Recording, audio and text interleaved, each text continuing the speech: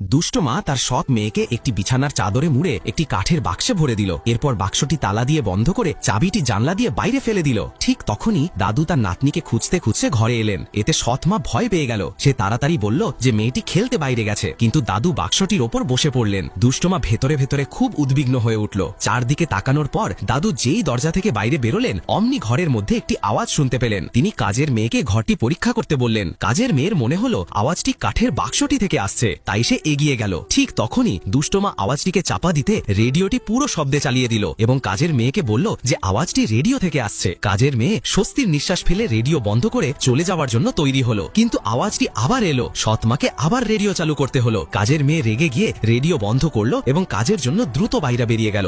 দুষ্টমা একটি লম্বা স্বস্তির নিঃশ্বাস নিল। পরিবার পুরো বাড়ি খুঁজে দেখল, কিন্তু মেয়েটির কোনো খোঁজ পাওয়া গেল না। ঠিক তখনই মেয়েটির বাবা বাড়ি ফিরে এলেন। দুষ্টমা কান্নার ভান করলো এবং বলল যে মেয়েটি নিখোঁজ, কিন্তু অরুণ বললেন যে সে তো আমার সাথেই আছে। ঠিক তখনই গাড়ির পিছনের দরজা হঠাৎ খুলে গেল। সৎমা অবাক হয়ে গেল, কারণ ছোট মেয়েটি সত্যি সত্যি গাড়ি থেকে বেরিয়ে এলো। পুরো পরিবার স্বস্তির নিঃশ্বাস নিল। কেবল দুষ্ট মাকেই বিচলিত দেখাচ্ছিল। দুষ্টমা দ্রুত জানলার দিকে গেল এবং চাবি খুঁজতে শুরু করলো। মেয়েটি যে তার মৃত মায়ের কবজায় ছিল, সেও তার পিছু পিছু গেল এবং তাকে জিজ্ঞাসা করলো যে সে কিছু খুঁজছে কিনা। তারপর সে বলল যে চাবিটি মালার মধ্যে আছে। দুষ্টমা তাড়াতাড়ি ঘরে ফিরে গেল। চাবিটি সত্যি সেখানে ছিল। দুষ্টমা অত্যন্ত রাগান্বিত ছিল, কিন্তু সে মেয়েটির মৃত মায়ের আত্মাকে দেখতে পাচ্ছিল না।